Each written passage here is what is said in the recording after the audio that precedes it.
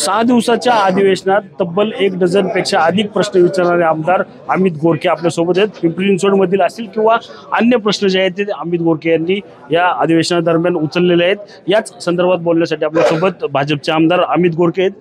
काय सांगाल, पिंपरी चिंचवड शहराच्या संदर्भात कुठले मुख्य जे मुद्दे तुम्ही या ठिकाणी अधिवेशनामध्ये यावेळेस उचलले होते?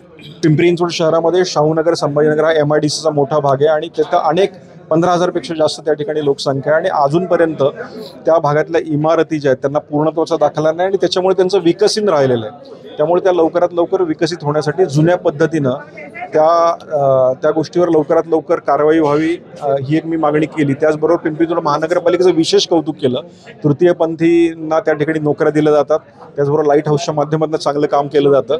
अशा पद्धतीने संपूर्ण महाराष्ट्रातल्या महानगरपालिकांमध्ये तृतीयपंथींना जॉब मिळण्यासाठी एक माझी मागणी त्या ठिकाणी होती। त्याचप्रमाणे अनेक गड किल्ल्याचा देखील या ठिकाणी उल्लेख करण्यात आला होता। आता 25 डिसेंबर आहे किंवा 9 वर्षाचं स्वागत आहे, त्यावेळेस अनेक पर्यटक जे आहेत ते गड किल्ल्यावर जाऊन दुडगूस घालतात, मद्यांचा त्या ठिकाणी वापर होतो, त्यांना काय इशारा देईल?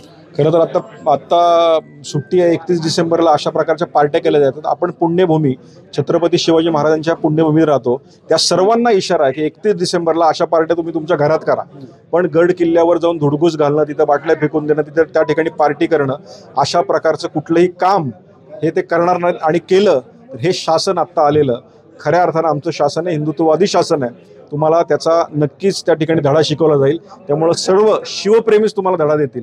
त्यामुळे येणाऱ्या 31 डिसेंबरला ज्या पार्ट्या आहेत त्या कुठेही धुडगूस त्या ठिकाणी कुणी घालू नये हा मी इशारा सगळ्यांना देतोय। नक्कीच कुठल्याही प्रकारचा दुडगूस जो आहे तो या ठिकाणी गड किल्ल्यावर घालू नये असा इशारा जो आहे तो भाजप आमदार अमित गोरखे यांनी या ठिकाणी दिलेला आपल्याला रोज पाहायला मिळत आहे। रणजित जाधव, TV9 मराठी, पिंपरी चिंचवड।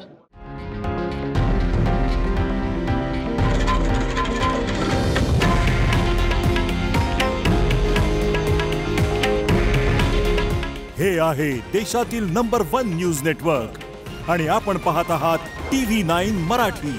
काळजी तुमची, हित महाराष्ट्राचं।